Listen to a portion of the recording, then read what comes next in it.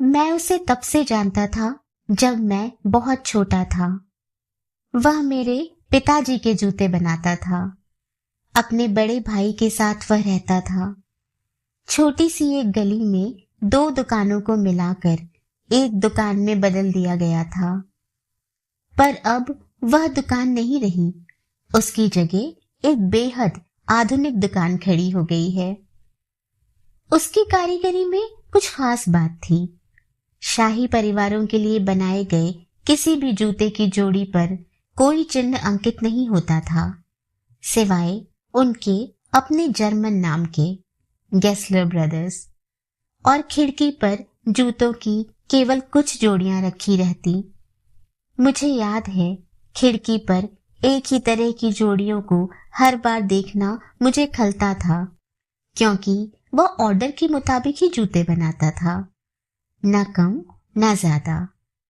उसके बनाए जूतों के बारे में यह सोचना ही अकल्पनीय था कि वे पांव में ठीक से नहीं बैठेंगे। तो क्या खिड़की पर रखे जूते उसने खरीदे थे? यह सोचना भी कल्पना से परे था। वह अपने घर में ऐसा कोई चमड़ा सहन नहीं करता था जिस पर वह खुद काम न करे। इसके अलावा पंप शू की वह जोड़ी बेहद खूबसूरत थी, इतनी शानदार कि बयान करना मुश्किल था। वह असली चमड़े की थी, जिसकी ऊपरी तह कपड़े की थी। उन्हें देखकर ही जी ललचाने लगता था। ऊंचे ऊंचे भूरे चमकदार जूते, हालांकि नए थे, पर लगता मानो सैकड़ों बरसों से पहने जा रहे हों। ऐसे जूते केवल वही बना सकता था जो जूतों की आत्मा को देख लेता हो। वाकई जूतों की वह जोड़ी एक आदर्श नमूना थी, मानो सारे जूतों की आत्मा उसमें अवतरित हो गई हो। दरअसल ये सारे ख्याल मुझे बाद में आए। हालांकि जब मैं केवल 14 बरस का था, तब से उसे जानता था, और तभी से मेरे मन में उसके और उसके भाई के प्रति आदर की भावना थी। ऐसे जूते बनाना जैसे वह बनाता था, तब भी और अब भी मेरे लिए एक अजूबा और अचरज की तरह था। मुझे बखूबी याद है, एक दिन मैंने अपना छोटा सा पैर आगे बढ़ाकर शर्माते हुए उससे पूछा था, मिस्टर गेस्लर, क्या ये बहुत मुश्किल काम नहीं है? जवाब देते वक्त ललाई से भरी उसकी कर्कश दाढ़ी से एक मुस्कान उभर आई थी। हाँ, यह मुश्किल है। नाटा सा वह आदमी मानो खुद भी चमड़े से बनाया गया हो। उसका पीला झुर्रियों भरा चेहरा और ललाई लिए हुए घुंघराले बाल और दाढ़ी, गालों से उसके मुंह तक गोलाई में आती हुई चेहरे की स्पष्ट रेखाएं, कंठ से निकली एक रस भारी आवाज। चमड़ा एक अवज्ञापूर्ण चीज है, कठोर और धीरे धीरे आकार लेने वाली। उसके चेहरे की भी कुछ यही खासियत थी, अपने आदर्श को अपने भीतर संजोए हुए, महज उसकी आंखों को छोड़, जो भूरी नीली थी और जिनमें एक सादगी भरी गहराई थी। उसका बड़ा भाई भी करीब करीब उसी के समान था, हालांकि अधिक तरल, ज्यादा जर्दी लिए हुए। शुरुआत में मेरे लिए फर्क कर पाना मुश्किल था, फिर मुझे समझ आ गया। जब मैं अपने भाई से पूछूंगा, ऐसा नहीं कहा जाता, तो मैं जानता था कि यह वही है, और जब ये शब्द कहे जाते तो यकीनन वो उसका बड़ा भाई होता। कई बार बरसों बीत जाते और बिल बढ़ते जाते, पर गेस्लर बंधुओं की रकम को कोई बकाया नहीं रखता था। ऐसा कभी नहीं होता कि उस नीले फ्रेम के चश्मे वाले बूट मेकर का किसी पर 2 जोड़ियों से अधिक का पैसा बकाया हो। उसके पास जाना एक सुखद आश्वासन था कि हम अभी भी उसके ग्राहक हैं। उसके पास बार बार जाने की जरूरत नहीं पड़ती थी, क्योंकि उसके बनाए जूते बहुत टिकाऊ होते थे। उनका कोई सानी नहीं था। वे जूते ऐसे होते मानो जूतों की आत्मा उनके भीतर सिल दी गई हो। वहां जाना किसी आम खरीदारी जैसा नहीं था। ऐसा नहीं था कि आप दुकान में घुसे और बस कहने लगे कि जरा मुझे यह दिखाओ, या ठीक है कहकर उठे और चल दिए। यहाँ पूरे इत्मीनान के साथ जाना होता था, ठीक जैसे किसी गिरजाघर में प्रवेश करते हो। फिर उसकी एकमात्र काठ की कुर्सी पर बैठकर इंतजार करे, क्योंकि उस वक्त वहां कोई नहीं होता। जल्दी ही चमड़े की भीनी गंध और अंधकार से भरी ऊपर की कुएं नुमा कोठरी से उसका या उसके बड़े भाई का चेहरा नीचे की ओर झांकता। एक भारी भरकम आवाज और लकड़ी की सकरी सीढ़ियों से चप्पलों की छप छप सुनाई देती। फिर वह आपके सामने खड़ा होता, बिना कोट के थोड़ा झुका झुका सा, चमड़े का एप्रन पहने, आस्तीन ऊपर चढ़ाए, आंख छपछपाता, मानो उसे जूतों के किसी स्वप्न से जगाया गया हो, या जैसे वह उल्लू की तरह दिन की रोशनी से चकित और इस व्यवधान से झुंझलाया हुआ हो। मैं उससे पूछता, कैसे हो भाई गेसलर? क्या तुम मेरे लिए रूसी चमड़े के एक जोड़ी जूते बना दोगे? बगैर कुछ कहे वह दुकान के भीतर चला जाता और मैं उसी लकड़ी की कुर्सी पर आराम से बैठ उसके पेशे की गंध अपनी सांसों में उतारता रहता। कुछ ही देर बाद वह लौटता। उसके दुबले उभरी नसों वाले हाथ में सुनहरे भूरे रंग के चमड़े का टुकड़ा होता।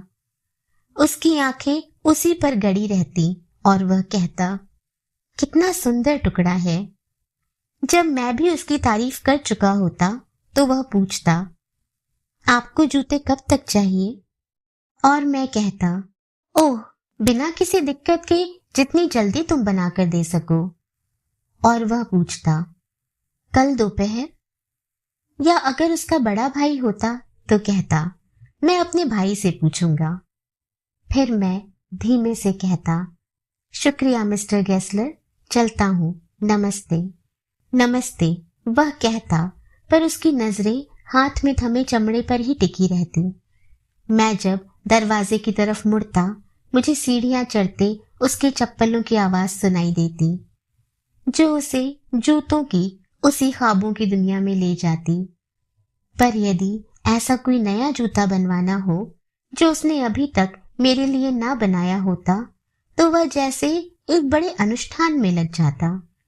मुझे मेरे जूते से विमुख कर देर तक उसे हाथ में पकड़े रहता, लगातार स्नेह भरी पारखी नजरों से निहारता रहता, मानो उस घड़ी को याद करने की कोशिश कर रहा हो जब जतन से उन्हें बनाया था।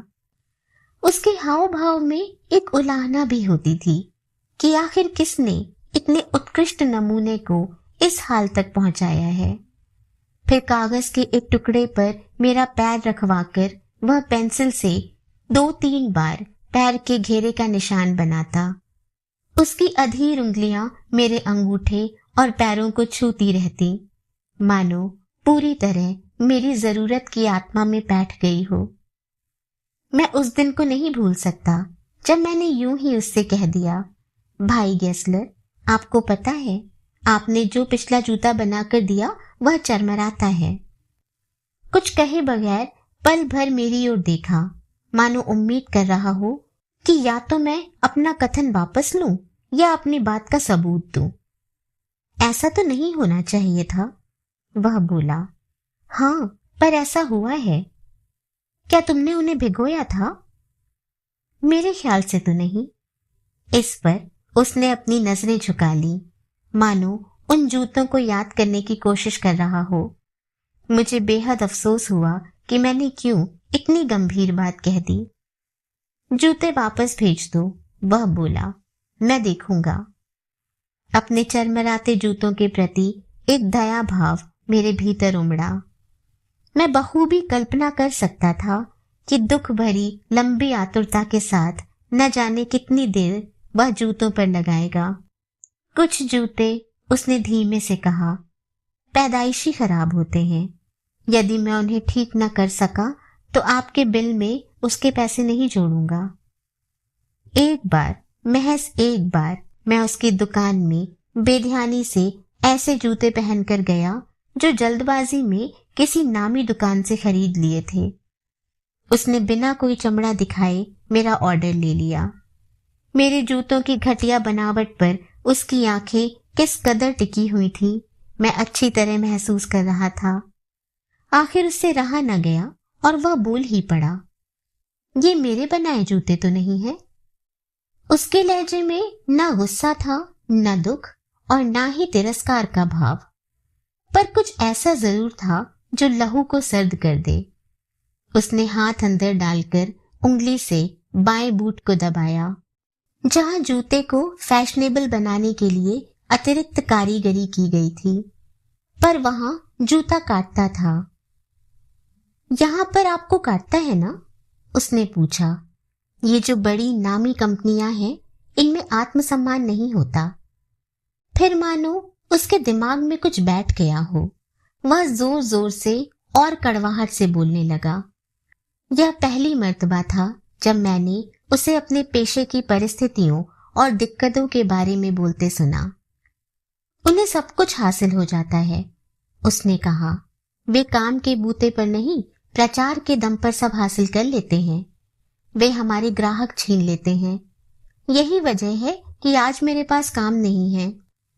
उसके झुर्रीदार चेहरे पर मैंने वह सब देखा जो कभी नहीं देखा था। बेइंतहा तकलीफ, कड़वाहट और संघर्ष। अचानक उसकी लाल दाढ़ी में सफेदी लहराने लगी थी। अपनी ओर से मैं इतना ही कर सकता था कि उसे वे परिस्थितियां बताता जिनमें उन घटिया जूतों को खरीदने के लिए विवश हो गया था। पर उन कुछ पलों में उसके चेहरे और स्वर ने मुझे इतना गहरे तक प्रभावित किया कि मैंने कई जोड़ी जूते बनाने का ऑर्डर दे डाला। और उसके बाद वह तो होना ही था। वे जूते जैसे घिसने का नाम ही नहीं लेते थे। करीब 2 बरसों तक मेरा अंतःकरण उसके पास जाने से मुझे रोकता रहा। आखिर जब मैं गया तो यह देखकर बड़ा अचरज हुआ कि उसकी दुकान की 2 छोटी खिड़कियों में से एक खिड़की के बाहर किसी दूसरे के नाम का बोर्ड लगा हुआ था। वह भी जूते बनाने वाला ही था, शाही परिवारों के जूते। अब सिर्फ एक खिड़की पर वही जाने पहचाने जूते रखे थे। वे अलग से नहीं लग रहे थे। भीतर भी दुकान की वह कुआंनुमा सकरी कोठरी पहले से अधिक अंधकार और गंध से भर गई थी। इस बार हमेशा से कुछ ज्यादा ही वक्त लगा। काफी देर बाद वही चेहरा नीचे झांकता दिखाई दिया। फिर चप्पलों की वही छप छप गूंजने लगी। आखिरकार वह मेरे सामने था, जंग खाए टूटे पुराने चश्मे में से झांकता हुआ। उसने पूछा, आप मिस्टर है ना? हाँ, मिस्टर गेस्लर। हाँ मिस्टर गेस्लर, मैंने कुछ हिचकिचाते हुए कहा। क्या बताऊं, आपके जूते इतने अच्छे हैं कि घिसते ही नहीं। देखिए, ये जूते भी अभी चल रहे हैं। और मैंने अपना पैर आगे कर दिया। उसने उन्हें देखा। हाँ, वह बोला, पर लगता है लोगों को अब टिकाऊ जूतों की जरूरत नहीं रही। उसकी उलाहना भरी नजरों और आवाज से छुटकारा पाने के लिए मैं झट से बोला, या तुमने अपनी दुकान को क्या कर डाला है? वह शांत स्वर में बोला, बहुत महंगा पड़ रहा था। क्या आपको कोई जूते चाहिए? मैंने 3 जोड़ी जूतों का ऑर्डर दिया, हालांकि मुझे जरूरत सिर्फ 2 की ही थी, और जल्दी से मैं वहां से निकल आया। जाने क्यों मुझे लगा कि उसके जहन में कहीं यह बात है कि उसके, या सच कहें तो जूतों के प्रति उसके सम्मोहन के खिलाफ जो साजिश चल रही है, उसमें मैं भी शामिल हूं। यूं कोई इन चीजों की इतनी परवाह नहीं करता, पर फिर ऐसा हुआ कि मैं कई महीनों तक वहां नहीं गया। जब मैं गया तो मेरे मन में बस यही ख्याल था, ओह, मैं भला उस बूढ़े को कैसे छोड़ सकता हूं? शायद इस बार उसके बड़े भाई से पाला पड़े। मैं जानता था कि उसका बड़ा भाई लेश मात्र भी कटु या तिरस्कार भरे स्वर में नहीं बोल सकता। वाकई दुकान में जब मुझे बड़े भाई की आकृति दिखाई दी तो मैंने राहत महसूस की। वह चमड़े के एक टुकड़े पर काम कर रहा था। हेलो मिस्टर गेस्लर, कैसे हैं आप? मैंने पूछा। वह उठा और गौर से मुझे देखने लगा। मैं ठीक हूं, उसने धीमे से कहा, पर मेरे बड़े भाई का देहांत हो गया। तब मैंने देखा कि यह तो वह खुद था, कितना बूढ़ा और कमजोर हो गया था। इसके पहले मैंने कभी उसे अपने भाई का जिक्र करते नहीं सुना था। मुझे गहरा धक्का लगा। मैंने आहिस्ता से कहा, यह तो बहुत बुरा हुआ। हाँ, वह बोला। वह नेक दिल इंसान था, अच्छे जूते बनाता था, पर अब वह नहीं रहा। फिर उसने अपने सिर पर हाथ रखा, जहां से अचानक उसके बाल इतने झड़ गए थे, उसके अभागे भाई की ही तरह। मुझे लगा शायद वह इस तरह अपने भाई की मृत्यु का कारण बता रहा था। भाई उस दूसरी दुकान को खोने का गम नहीं सह पाया। खैर, क्या आपको जूते चाहिए? उसने हाथ में पकड़ा चमड़ा उठाकर दिखाया। यह बहुत खूबसूरत टुकड़ा है। मैंने कई जोड़ी जूतों का ऑर्डर दिया। बहुत दिनों बाद मुझे वे जूते मिले जो बेहद शानदार थे। उन्हें ऐसे वैसे नहीं पहना जा सकता था। उसके कुछ दिनों के बाद मैं विदेश चला गया। लौटकर लंदन आने में 1 बरस से भी ज्यादा वक्त गुजर गया। लौटने के बाद सबसे पहले मैं अपने उसी बूढ़े मित्र की दुकान पर गया। मैं जब गया था वह 60 बरस का था। अब जिसे मैं देख रहा था वह 75 से भी ज्यादा का दिख रहा था।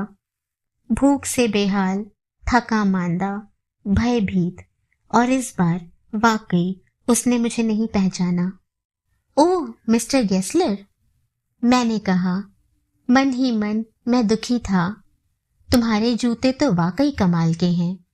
देखो, मैं विदेश में पूरे समय यही जूते पहनता रहा और अभी भी ये अच्छे हैं, जरा भी खराब नहीं हुए, है ना? काफी देर वह जूतों को देखता रहा। रशियन चमड़े से बने जूते। उसके चेहरे पर एक चमक सी लौट आई। अपना हाथ जूते के ऊपरी भाग में डालते हुए वह बोला, क्या यहां से काटते हैं? मुझे याद है इन जूतों को बनाने में मुझे काफी परेशानी हुई थी। मैंने उसे यकीन दिलाया कि वे हर तरह से सही नाप के हैं और ठीक बैठते हैं। क्या आपको जूते बनवाने हैं? उसने पूछा।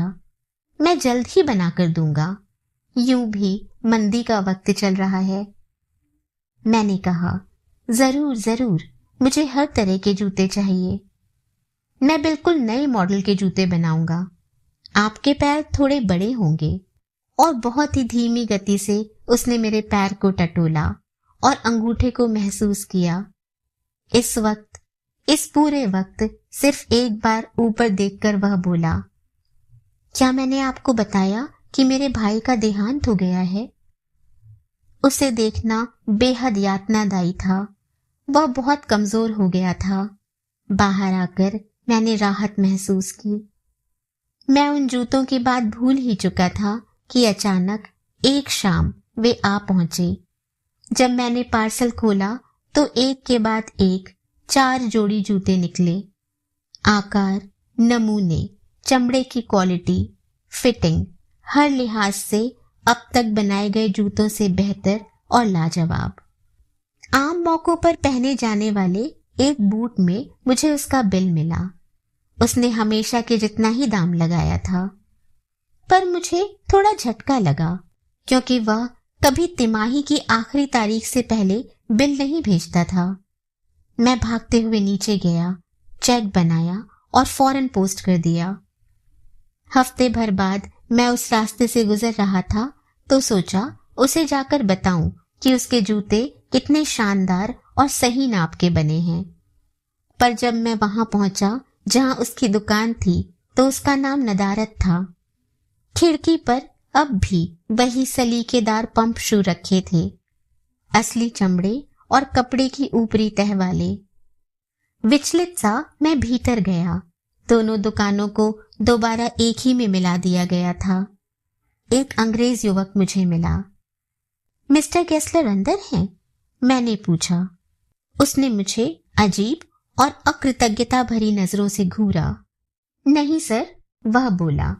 नहीं, मिस्टर गेस्लर नहीं है, पर हम आपकी हर तरह से सेवा कर सकते हैं। यह दुकान हमने खरीद ली है। आपने बाहर हमारा बोर्ड देख ही लिया होगा। हम नामी गिरामी लोगों के लिए जूते बनाते हैं। हाँ हाँ, मैंने कहा, पर मिस्टर गेस्लर? ओह, वह बोला, उनका देहांत हो गया। क्या देहांत हो गया?